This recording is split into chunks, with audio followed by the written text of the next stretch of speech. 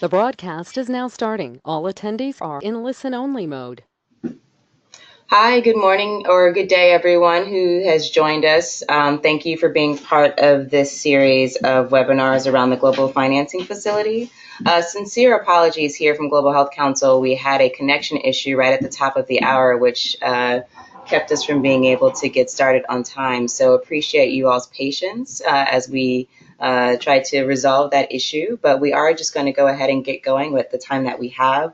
I will not say much given the late start, just to say for people who are very new at this, that this is something the Civil Society Coordinating Group and Steering Committee have brought together sort of as a continuation of ongoing conversations that we'd like to have with civil society around the GFF. We at GHC are happy to provide a platform and otherwise promote the Global Financing Facility given what it's trying to achieve. But I do want to now turn the baton or microphone over to Aminu Garba, who is our CSO representative on the GFF Investors Group, just so he can provide a proper welcome to today's webinar, again, as part of this series, and help you all understand why we wanted to bring together this group today. Thank you again, and apologies for our delay. Aminu? Thank you so much, Lois. Distinguished ladies and gentlemen, CSO members of the GFF coordinating group. This is a welcoming remark to all of you. On behalf of myself and Angela Mutunga, we are the CSO rep on the GFF Investors Group. We represent you in the Investors Group, and we appreciate your leadership and your active participation in this webinar. This is going to be among the series of webinars we'll be organizing. As you're aware that the GFF has launched another 10-country GFF activities in the new 10 countries. We are very excited that there's funding to expand to 10 new countries. So we are having this webinar to engage with the CSOs in the 10 new countries.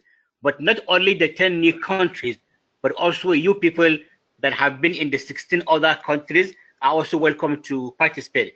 We hope to keep expanding to more countries until all the high burden countries in the world have joined the GFF. So I wish us all the best. We should listen attentively to all presentations. We should jot down our questions, and we should contribute. And we hope that this series of seminars will provide regular updates to CSOs that want to engage, and those who are already engaging will provide opportunities and information where you can source GFF information, where you can go to get capacity building, and how to also build synergy and networking among the CSOs, both in the 16 old countries and the 10 new countries. So with this welcoming remark, I would like to say happy to go, and I wish us all the best in this webinar. Thank you so much. Thank you very much, Aminu. We'll turn the floor over to a representative from the Global Financing Facility now, Katri. And again, for those of you who are just now joining on, I see that some attendees are still coming online. We have gotten going with our webinar around the GFF. And so we will continue with the agenda, which we shared previously very quickly. But just so people understand the logistics of the call, we'll have a number of presentations or remarks, and then we'll be opening the floor up to Q&A, which can be entered in a chat box that is to your right. So when we come to the Q&A section, you'll be able to enter your question on the right of your screen in the chat box. Katri, please go ahead. Thank you, and good morning, afternoon, and evening, everyone. So my name is Katri Bartram. I work at the Global Financing Facility Secretariat based in Washington, D.C., and I have joined at the end of last year as the CSO focal point. So in addition to Aminu and Angela, who are your contact points from the civil society end, if you ever have questions or issues that you'd like to raise with the Secretariat directly as well, please do feel free to reach out to me at any point. I've prepared a long slide deck. I won't be running through all of these slides, but just to note that these will be shared with you so that you have a bit more background on the GFF. and the different issues that we're working on. Those also have our contact details for you to reach out at any point. On slide 2, I'd just like to remind the group why the GFF was founded in 2015 at the Financing for Development Conference at Addis Ababa. One point was that from the MDG era, as we know, many of the MDG targets, in particular MDG 4 and 5, were missed. And the second recognition in 2015 was that at the rate of progress, the 2030 targets, in particular for maternal, newborn, child health and nutrition, would be missed as well. So there was a recognition that something has to change in both the way that we're addressing the equity issue, but also how we are financing the assistance needs to change, and that's where the GFF was born from. I'd like to jump directly to slide 5, just to introduce how the GFF is working and what the goals are. The GFF is not does not aim to invent new targets or goals or indicators. It's a very important point to know about the GFF, that it works in the existing framework, what countries have already agreed to, and in particular the SDGs. So the focus is primarily on the preventable maternal, newborn, child, and adolescent deaths, and health and nutrition systems more overall, and working towards those targets. And the calculation in 2015 was that if the GFF would work successfully, we could prevent 24 to 38 million deaths by 2030, getting much further to those 2030 targets. I'd like to move to slide 6, just to illustrate what the financing challenge is and continues to be. You'll note that there is a very small share that ODA covers in the total financing. And even by incrementally increasing the size of ODA, we simply would not get to where we need to go. And also, just a second point on the existing ODA for health and nutrition, even looking at what is available currently, around $36 billion would not cover the total needs, even for the newborn, child, maternal, and adolescents health and nutrition funding. So there was a recognition that we need to use ODA differently as well. I'd like to jump to slide 7, which illustrates what the GFF primarily is about. It's a financing instrument, and that's a very important point to make, in particular when we're looking at other existing instruments that are out there. The GFF really concentrates on trying to close the financing gap. It's not an institution that is trying to become operational. It does not do interventions, health interventions, or nutrition interventions. Those are already happening and taking place through multilateral, bilateral donors, but of course also through CSOs and private sector. So the GFF really focuses on the financing. The calculation in 2015 was that there's a $33 billion financing gap per year just for newborn, child, maternal health and nutrition. And the GFF model tries to close this financing gap by 2030 by doing a couple of different things. The first is that it brings together all of the partners in country and tries to align the existing funding that is available, also to look at duplications and gaps and to be able to prioritize in a different way. So it works on the efficiency side, and that results in a lot of savings. The second thing that the GFF does is that it directly links the trust fund grants to World Bank funding, and that's in particular IDA for the least developed countries, but also IBRD in middle income countries. Currently, the ratio that trust funds are linked to IDA is 1 to 6.9. So that means that every dollar or pound or other currency immediately increases the funding that is available by 7-fold, which is a very quick short-term way to increase the funding. The third part, which is probably the most important part in the financing model, is that the GFF tries to incentivize in a number of different ways countries to increase their domestic resource mobilization. So there are various ways that the GFF tries to do that. One is by supporting countries through technical assisting, working with partners such as WHO, but also then supporting civil society and advocating for the domestic resources. The GFF also has a very strong results-based financing component in the model, so that it provides very concrete incentives for countries to increase their domestic resources for health and nutrition.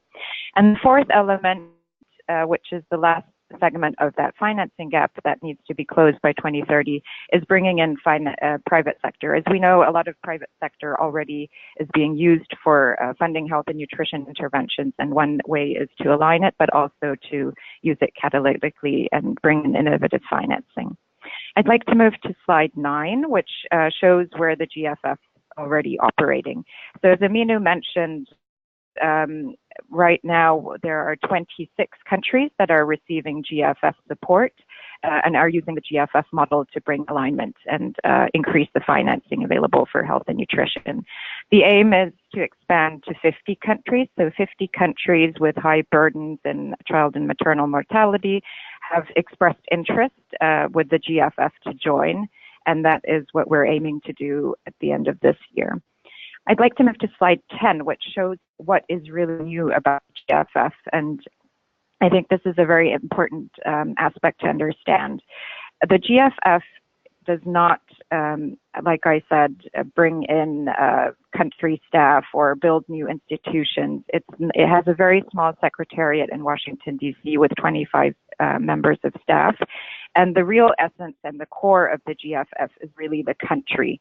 And that's why we place the country leadership in the center of where we stand. And with country leadership, I think it's also important to note that we do not see that just as the government, it's the government and civil society. So it's really those institutions in country who are working with the affected populations and also working on the financing and reaching the most marginalized. So it's really essential for us that is at the center of the model and not an intervention or a multilateral new global health fund. I'd like to move to slide 13 just to explain a second part that is new to what the GFF is doing compared to other organizations. The GFF starts from outcomes. So instead of having a silver bullet solution, all of which are also very important to progress in health and nutrition, the GFF looks at what affects the health and nutrition outcomes of, in particular, vulnerable populations. And that means it has a much broader approach in terms of what interventions are required, because as you know, the country specificity and the needs are very different. And also there is a dynamic element to it that these are, of course, also change.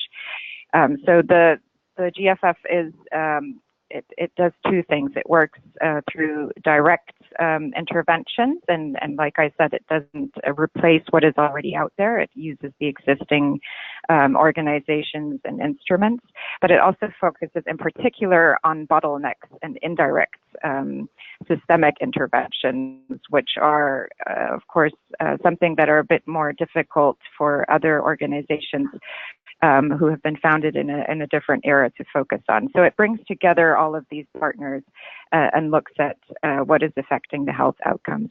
Another important point to note is that the GFF is multi-sectoral in the way that it is able to invest funding.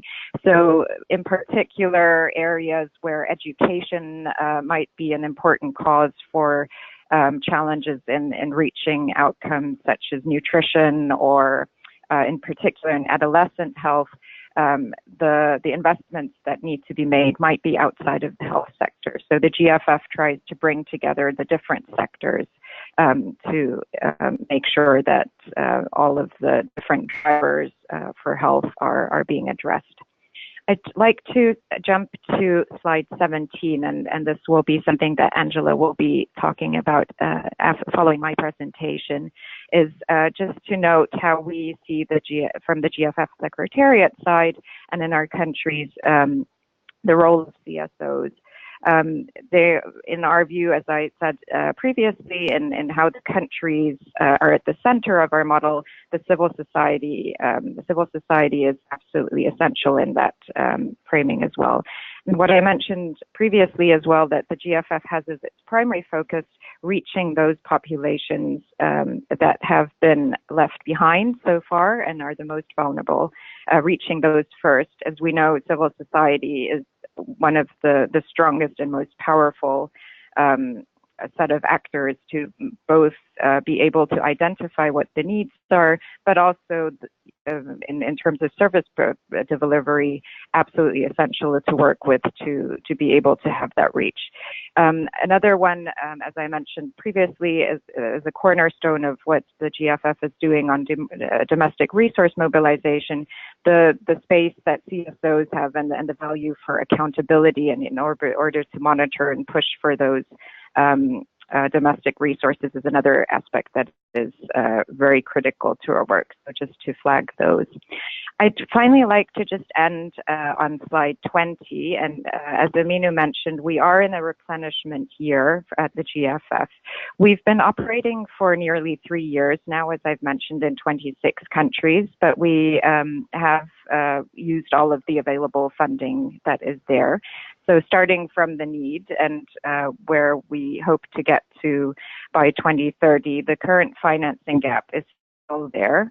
And with a $2 billion additional US dollars for the trust fund, we've calculated that we would be able to move forward to be able to expand to those highest burden countries, those 50 countries, and be able to close that financing gap fully by 2030. So that is why you'll be hearing a lot about the work that we're doing for the replenishment and also working with many civil society partners on improving the model, but also supporting taking this forward with some of the donors, because the trust fund is what makes the whole GFF model work and greases the wheels for being able to operate. So it's an important part of creating that success for the GFF. I'll end there and hand over to the next speaker and look forward to the discussion and questions following. Thank you. Thanks very much, Katri, for that overview of the GFF. Again, this call is really focused on the expansion of the GFF, and so presumably a number of you are on the phone who are in those countries to which the GFF is expanding, and hopefully that overview is helpful. Again, if you do have questions, you can feel free to start to enter them in the chat box, and we will get to them when we get to our Q&A session. But at this point, I wanted to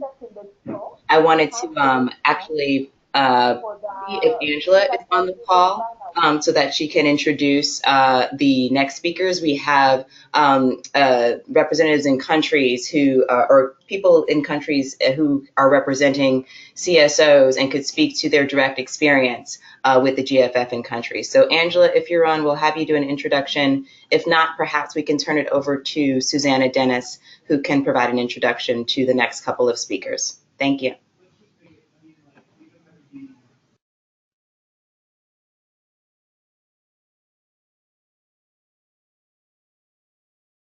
Okay, this is Susanna Dennis from PAI. I'm standing in for Angela, one of our civil society coordinating group representatives at the investors group, or one of our civil society representatives at the investors group who works with Aminu and the rest of the CSO coordinating group.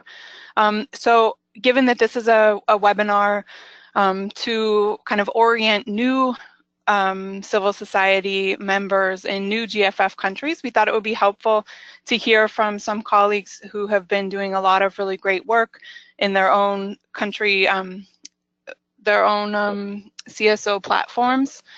So I'm not sure, let's see. We have Esther Nasike from the Reproductive Health CSO platform in Uganda and John Paul Omolo from Henet in Kenya. I'm not sure which is set to speak first. Should we do ladies first, Esther? Oh, John Paul, thank you.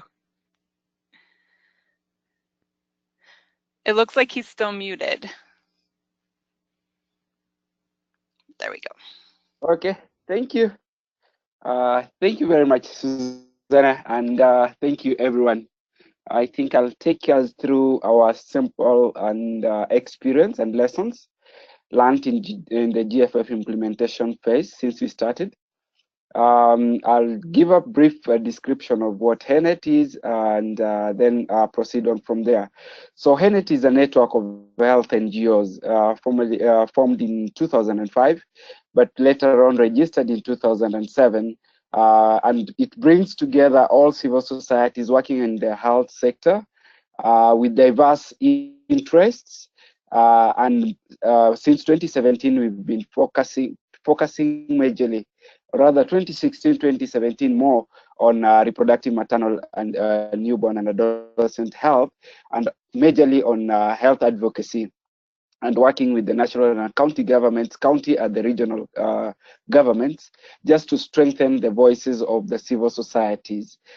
We are governed by a board of 11 board members, and currently our membership stands at around 100. Of course, around 5 members closed their Kenya country offices and moved to other countries. The next slide.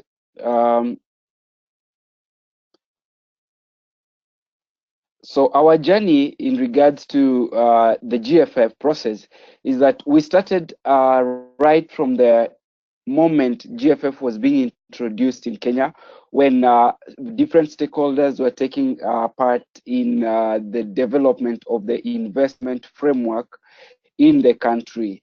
Initially, we were under one unitary government, but later on from 2013, we devolved our functions, our government. So we have 48 governments, one national government and 47 governments. So that informed why we do no longer have, we have 47 investment cases and one investment framework for the country. So civil societies were part and parcel of the process of developing this investment framework that was informing the lower or the regional governments on how they need to put in the document. Later on, civil societies went into a preparatory phase where the governance of HENET, which is the board members, were sensitized on what is GFF, what are the modalities, how will it work in the country, what are the governing principles, and things like that, so that we can have a buy-in from the governance of HENET, which is composed of the 11 board members, and they could also be ambassadors in the areas and regions where they work. We later evaluated what the investment case or the investment framework was having versus what the project appraisal document is. In Kenya, of course, we have both the two documents, the investment framework and the project appraisal document that indicates, the project appraisal document indicates where the money is, already the money secured, and how that money will be used in regards to implementation. Later, after we understood whether we understood the two different documents in regards to how similar they are, because they should be informing each other, we realized that there were few differences in them, because in the investment framework, initially there were 20 prioritized counties that were supposed to be targeted, but later on, all the 47 counties had to be financed as per the project appraisal document. So we held different meetings with different key stakeholders in the country, including the Ministry of Health, just to understand points of synergy with the different stakeholders. That is, we have what we're calling the Council of Governors. Those are the heads of the different counties. We also held different meetings with the Ministry of Health, that's the national government, to understand how they're planning to roll out the process and include civil societies, as well as when they were doing their training and sensitization or to the county leadership. We also we were part of that process just to sit in, understand how counties are looking at the process, what gaps they are looking at, and how civil societies can play a role in trying to fill in the gap. Then we held a number of, we held the first retreat for civil societies also to understand the GFF process, because we understand that not all civil societies were part of the process initially, but since we needed to also decentralize our functions to the counties, we needed to sensitize more civil societies to understand what GFF is. We later went into a process of, I'll call it the implementation phase, where we developed the first scorecard. This was more of a process scorecard that was looking at what were the things that were indicated in the investment framework that needed to have been in place before monies were dispersed to the counties, and how were those things really done. This scorecard we developed together with other civil societies and was shared with government, the Council of Governors, and a number of stakeholders, so that it can be a tool that should be used to make any improvements as we're moving forward. That was by December of 2017. By December, I think monies were already dispersed. A number of things had not happened, but a good number had also happened by the time the monies were being sent down to the lower, or rather to the sub-regional levels. We further engaged a number of key stakeholders just to encourage and understand areas of leveraging. And we also held the first national GFF stakeholders forum that was organized by the CSOs. We all understand that as per the country guidance note, all countries should have what we're calling the country platform. But in Kenya, we've not had the country platform yet.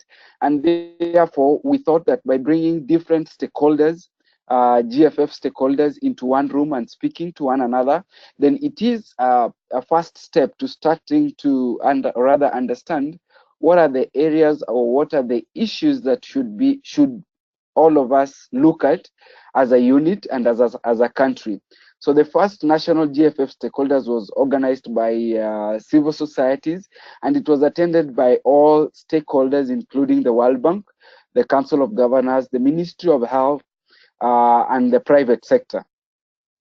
We then went on and developed a draft civil society engagement strategy. This was largely borrowed from the global CSO engagement strategy, but we customized this to fit our country context. So what are our next items that we want to look at? I think the first thing is to ratify or to approve our CSO engagement strategy, and then share it out with all the key stakeholders. We are bringing on board the private sector. We held our first meeting on the 22nd, and we presented what GFF is, because we realized the private sector are still not very clear on what GFF is and their areas of synergy, despite the fact that at global levels, a good number of private sector like the Philips are well known. But at country level, we are trying to bring them on board. So we should be meeting them again for an evening meeting on the 5th of April. That's a day after tomorrow. And just explain more and agree on what are our points of synergy and how can we work together with the private sector. We are also going to actively participate in the national country platform. We have reached out to the National Ministry of Health, and we've agreed on having what we're calling the Interagency Coordinating Committee that will, for now, play the functions of the country platform. It will bring together a good number of people, players, including the private sector, the development partners, the Ministry of Health officials, and the civil societies. And of course, we hope that as per the terms of reference that we just developed, we will have at least two seats for the civil societies. We will also evolve more to play an independent accountability role, because this is also something we've discussed with different key stakeholders. But as we will be playing an independent accountability role, we shall also divide the civil society into two cadres. That is, the implementers will not fall into accountability work group, and those who are implementing will be implementers. However, we'll have forums where we shall be sharing. This was a concern by the Ministry of Health, because they felt that there are issues that may be discussed in the accountability work group that should not reach the implementers at certain points, and therefore it was important that those who are not implementing anything on the ground should then not be part of the accountability, even though they are civil society and they are part and parcel of our engagement mechanism at national level. We shall also support the next national RMNCH ICC, just as I mentioned, and we had planned that we are going to have that ICC on the 10th of April this year, and continuously support the quarterly GFF stakeholders forum, or the ICC, being that we've not agreed on the name. So it could be the ICC or the stakeholders, but at least this forum should be a forum that will be playing a country platform role. And we'll also ensure that we continue sensitizing civil society at the county levels, because these so far only civil societies at the national level are more conversant with GFF, but we know that the implementation has already started at the sub-regional levels, that is what we are calling the counties in Kenya. The next thing I would speak about is what are our lessons learned. During this period, I think one main thing is that there needs, if civil societies need to make their voice strong and make their coordination stronger, then there must be regular communication with all key stakeholders, GFF stakeholders in that region, and every step of the engagement should be more of collaborative, just to enable a smooth sailing. We also have learned that regular communication and engagement of civil society constituency is very important, because sometimes if civil societies are not aware of what is happening, then that can bar your progress. Again, ensuring that there's a shared vision by CSOs. Despite the fact that you're communicating, it is important that civil societies share a vision and understand where you or we as a country want to go to, and always trying to explain different documents that are shared either nationally and globally.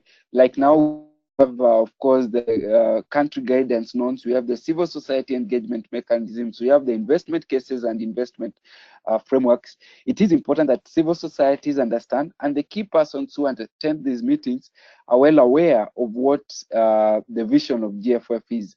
Having an umbrella organization is very important, and this for civil societies to know that where is the controlling point. For Kenya, we have HENET that coordinates the work of the civil societies, and HENET was formed as a result of different civil societies coming together. So it is important that for countries that have not formed a unifying factor or have not agreed, then it is important that these countries agree on who will be able to coordinate their work, where will be the center of coordination and communication. There is also need to map out civil societies in two main groups. Those are those that implement RMNCH activities and those who do accountability roles, to avoid overlapping, where implementers also would do accountability roles. The next thing that I would speak about is what are some of the setbacks that we have faced. Yeah. And just briefly, I was thinking that since we also have Esther speaking after you, if you can summarize the setbacks and any concluding remarks in a couple of sentences, and then we'll pass the floor on to Esther so that we can get to Q&A. Okay, thank you. Thank you, Jean-Paul. I think, thank you. For setbacks, I think a number of organizations do not have a specific staff, issues of staffing. I think issues of competing priorities among civil societies that makes it a bit difficult sometimes to bring civil societies together. For Kenya, of course, issues of devolved government has brought a bit of challenge, because we need to reach out to all civil societies. And of course, sometimes government processes that happen without adequate consultations. The main challenges is inability to document our work. And I think there's a lot that is happening, but we're not fully documenting these processes. And I think for countries that are coming in, it is important that they start documenting all these processes. And of course, issues of finances. I think that's it for me. Thank you. Thank you so much, Jean-Paul. Apologies for a bit of a rush in the end, but very much appreciate your perspective. Now we're going to go ahead and transition to Esther once we get her off mute. I know that she has a number of slides as well, and so we look forward to hearing her perspective on working with GFF in country. Esther? Good evening or good morning, everyone from Uganda. My name is Esther Nasike, working with World Vision as the policy and campaign specialist, but also the lead coordinator for the RMNCO CAH CSO platform engagements on GFF in Uganda. And, I'm excited to share with you the journey that we have been through so far. And in terms of who we are, as civil society, usually this question comes up, is that the platform ranges from NGOs that are involved in service delivery, professional NGOs, organizations that are involved in advocacy, health advocacy, and then we also have, networks. We have membership bodies, and then we also have grassroots organizations. So we try to make sure that the platform is as inclusive as possible. So you have other networks and consortiums that are part of the platform, like the Uganda Family Planning Consortium or White Ribbon Alliance, that also has other members under them. And if we look at next,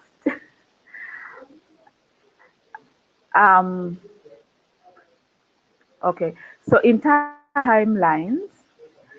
of timelines, how we got involved with the GFF is that we were part of the drafting of the investment case. But what we discovered was that not many civil society organizations in the country were involved in the drafting process. And so at the end of the drafting process, the approval of the documents, not many organizations, civil society organizations, knew what was going on in the country, yet it was going to change the landscape in many ways. And so starting from March of 2017, we thought of bringing the fraternity of civil society organizations together, as I have mentioned them above. And what we did was to have a steering committee that is comprised of 9 organizations that was selected to support the thinking and then also the coordination efforts around the GFF, because there were many organizations that had been involved in the drafting process, and not everybody was at the same level of appreciation of in terms of information. So we thought having a steering committee that that had a clear TOR that then would support the coordination of the larger fraternity of CSOs was important. And we also thought that because we are many organizations that do different work in the health sector, whether it's advocacy or it is service provision or whatever it is, we thought then it would be good to have, a clear thinking around how we engage in the GFF. And that is how the idea of the civil society engagement framework, came in. And so we started the process around May 2017, but because of the multiplicity of partners and the people that are involved in the GFF process in country, you have the Ministry of Health with, its roles, you have the World Bank with its roles, you have, all these people. So we had quite a number of consultative meetings with the different entities, just to make sure that when we have an engagement strategy, it is something that is all inclusive. And so in November, we finalized that. We have, following engagements with the World Bank, with some of the organizations that are funding GFF work in country, with members of the GFF Secretariat. With all these opportunities, finally, we did finalize that in November. Now, we then had to make sure that the larger fraternity of civil society, have to endorse the strategy. And so in December is when we held the larger meeting with over 150 civil society organizations, agreeing on, that document, if that document is representative enough. And the good news is, because they've been involved, they had been consulted along the way, so that was very easy to have buy-in.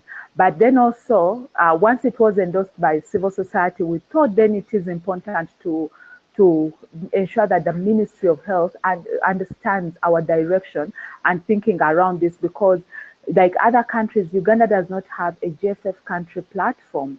And so what we have is the MNCH technical working group in the Ministry of Health working as the country platform.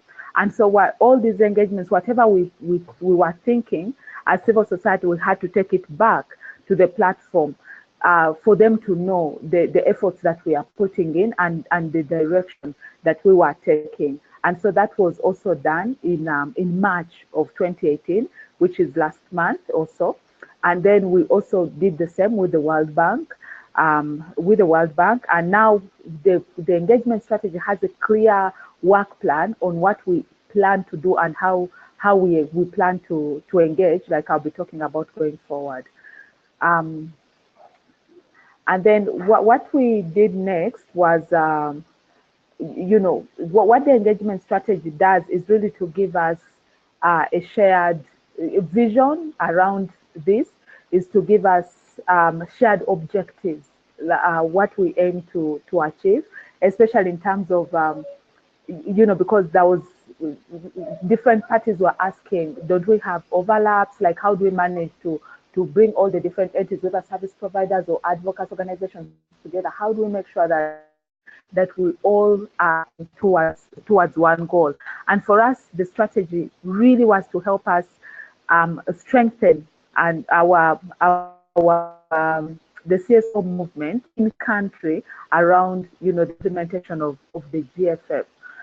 And then also we want to ensure greater coordination at all levels, but we also want greater citizen participation, because with the finances in the country, the person, we want to see how the person at the end user really is benefiting. And we also wanted to look at issues of accountability. So how we strengthen that kind of citizen-led accountability. That is what we focus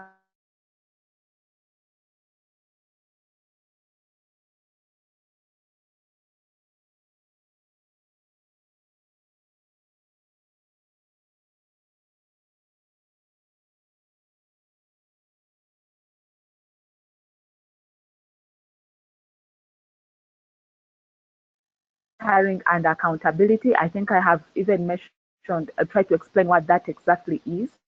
And that's why in our work plan, we have activities like developing the scorecards and all these things, because we want to know what money is coming in the country, what the government is allocating, but then also how is that being managed. And then we are also looking at, of course, community engagement, because in country, like through the GFF process, we have, a change of some of the structures within the health sector. So we wanted to see how is that affecting, how is that being done at the lower levels. And then we also wanted to look at capacity building, because the districts are involved in the process, but then their advocacy efforts may not be so strong. So from the national level, can we ensure that we, build capacity for organizations at various levels to advocate? And then, of course, coordinating and collaborating within CSO constituencies, making sure that as many organizations as possible have access to information on the GFF, and they are aware of the processes that are taking place. And so that is what we plan to do, or that is the focus of the engagement strategy. And in my next slide, I'll talk about of course, the levels of engagement. There was a concern that we may focus only at the national level, but like I have explained, that because implementation is from the ground up, so it is at the national level we have different roles that we play, but then also at the district level, and even in some cases at the facility level. Just looking at how implementation is done, and then the last because the focus is on service improvement at the end of the day. So that can mostly be monitored at the facility level. So our engagement is really from the ground up. And at the different levels, we are looking, we have different roles that we aim to look at. For example, at the national level, it is more the budget advocacy, it is more the information, access and sharing, and so on and so forth. And then in terms of the lessons that we have learned along the way, one is that, it is important to have regular engagement as civil society, especially for information sharing. And then it is also, just to make sure that we are all at the same levels of thinking and understanding, but then also making sure that the platform is open. So the CSO platform in Uganda is not closed. As in it is open. Someone can, different organizations can join in at any point and contribute to the achievement of this strategy. But then also synergy is very important, because whether organizations are doing, service provision or advocacy, because at the moment we do not have a fund that is supporting activities. So how do we manage, a fund that is specific to the platform that is supporting the activity implementation? So how do we manage? It is just by synergizing and making sure that, we give an opportunity to as many organizations within the platform to contribute to the meetings, to, this advocacy work, the accountability work at various levels, but making sure there's a platform where all this is brought and shared at the national level and at the district level. And then the other issue is that clear governance is important, because if you have one entity leading, that becomes problematic. So we have made sure that, for example, in Uganda, we just don't look at, for example, World Vision as the flag bearer. But when you have like a clear governance, you have a steering committee that is always, kind of thinking through before and then presenting to the larger fraternity of civil society for endorsement, for buy-in, and all these things, and for their input. It is very important. In the absence of that, coordination of GFF activities can be very problematic because there are many players. And then the other issue is engagement at the different levels is very important, because this is not only focused at the national level, but we know that all these monies trickle down to the grassroots level. So how do we ensure that accountability and advocacy is taking place at the different levels? And then the other is, of course, documentation. And that's why, like in our work plan, we plan for all these work, the information sharing spaces, having a website that is specific to this work, so that people can continuously get information even when they've not been able to come to the meetings. And others are also able to share information through the platform, the social media, and all that is planned, to be happening. But the challenge still really remains around financing, that when you don't have a core fund for work of this nature, of course, sometimes there will be delays, because you depend on the goodwill of the partners within the coalition to really support activities. Like now we are working on the scorecard, but it is, a contribution from different partners, because we don't have just one partner that's able to fund an entire activity. So that, just giving as an example. So those are some of the things that I think I can talk about now.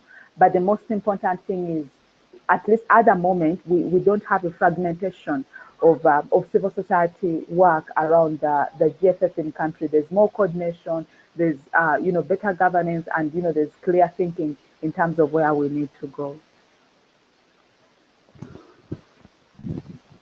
Thank you. Thank you so much.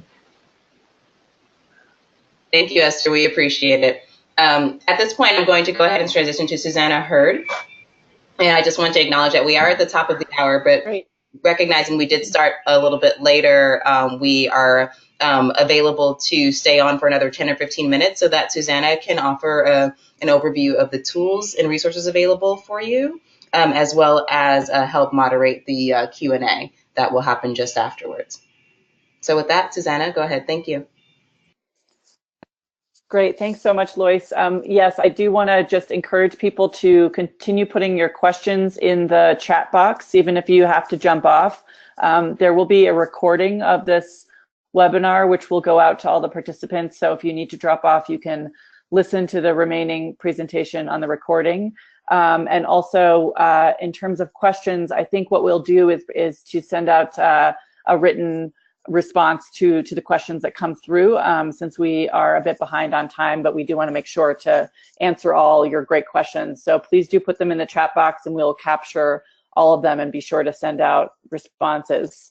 So I'm going to try to review quickly a few key tools and resources for civil society organizations and other GFF stakeholders, focusing on the civil society engagement strategy, the note on inclusive multi-stakeholder country platforms, the Civil Society Guide to the GFF, the CSO Coordinating Group and Steering Committee, and country mapping of CSO partners. Next slide. So the first is the Civil Society Engagement Strategy, which was developed through a broad consultative process between 2016 and 2017. The goal is that civil society is meaningfully engaged in the GFF from subnational to national to global level, so that all of their skills and expertise can contribute to both determining and achieving mutual goals and targets. And that includes both country level and global goals and targets. Next slide, please. The strategy is grounded in three main objectives that are focused on country platforms. That is the multi-stakeholder country platforms that I referenced at the beginning. And those are the sort of bodies which really are tasked with overseeing the GFF process at the country level.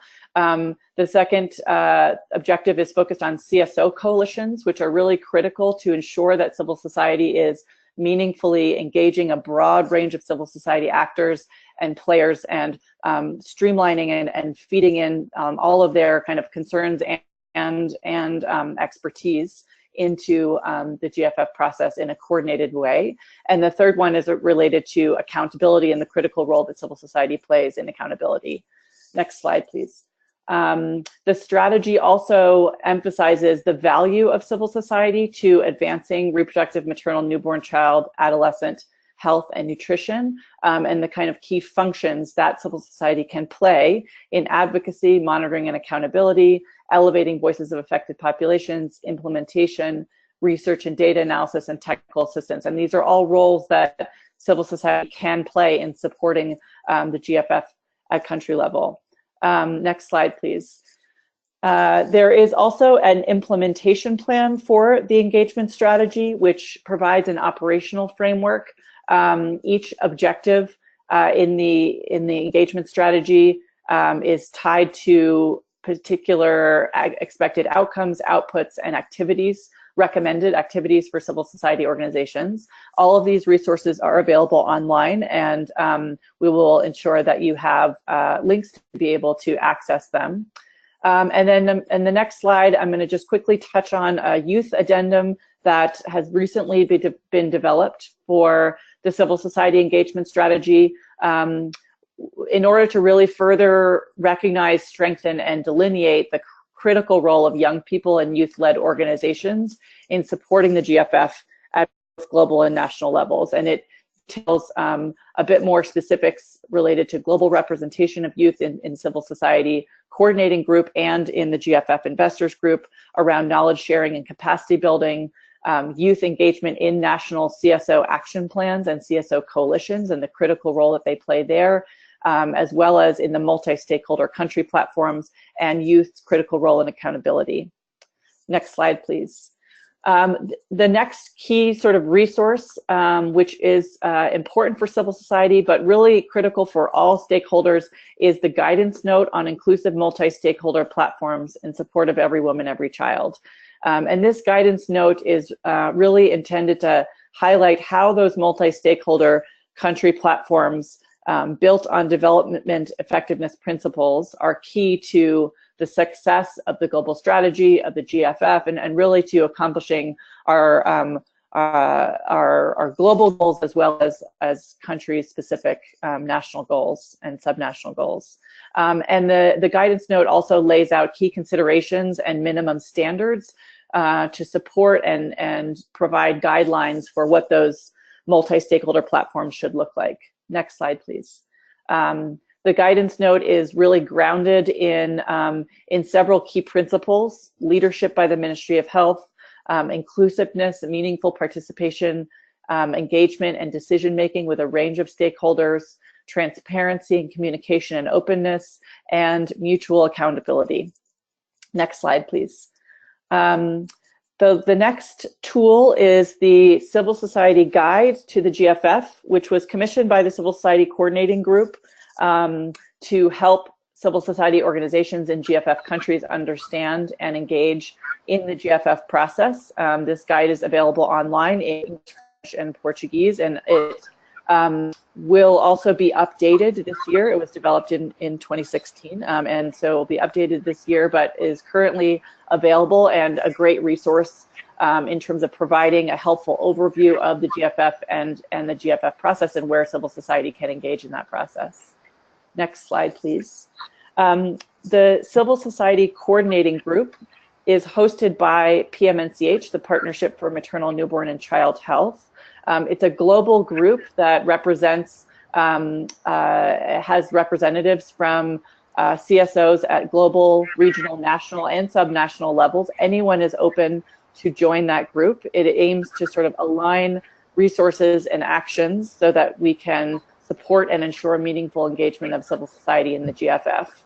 To join that group, please email me directly. We have, next slide, please.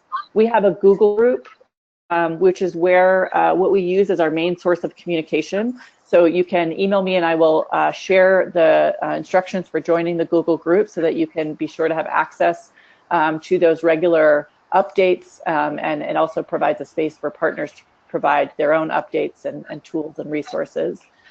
We also host webinars like this one. They occur at least 4 times a year before and after each GFF investors group meeting. And then we host additional webinars as needed, like this one, which is an introduction to the GFF. And those are announced via the Civil Society Coordinating Group, and also through PMNCH's civil society and adolescent and youth constituencies and other partners like Global Health Council, African Health Budget Network, and other partners that are part of the Civil Society Coordinating Group. And then the African Health Budget Network also produces a bi-monthly newsletter about GFF, and you can sign up to their listserv to get this bi-monthly newsletter, which also provides really critical updates about the GFF at global, regional, and country levels. Next slide, please. The Civil Society Coordinating Group is sort of supported by a steering committee, which is responsible for developing objectives and strategies, soliciting feedback from the broader membership, kind of initiating meetings and working groups, etc. And this is a quick overview of who is part of the steering committee, which includes country representatives, as well as the civil society and youth representatives to the investors group, and several other organizations that have had key roles in the GFF civil society engagement process. And then the last, if you go to the next slide, the last thing I want to touch on is that we have a country civil society organization partner mapping. And this is just a snapshot of kind of an overview of Cameroon. But essentially for each country, we maintain, we try to maintain an update of what is happening in the country related to civil society engagement, the key roles that civil society is playing in the GFF, or is developing a strategy to play, an action plan to play in the GFF.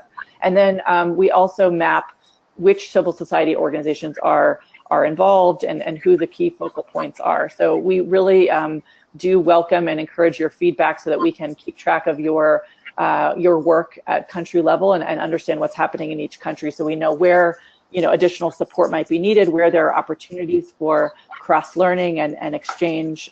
So please do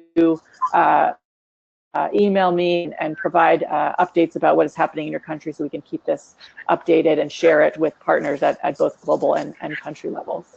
I am going to stop there. I recognize we're about 15 minutes over. As I mentioned earlier, we have been capturing your questions, and we will be sending out written responses to those questions.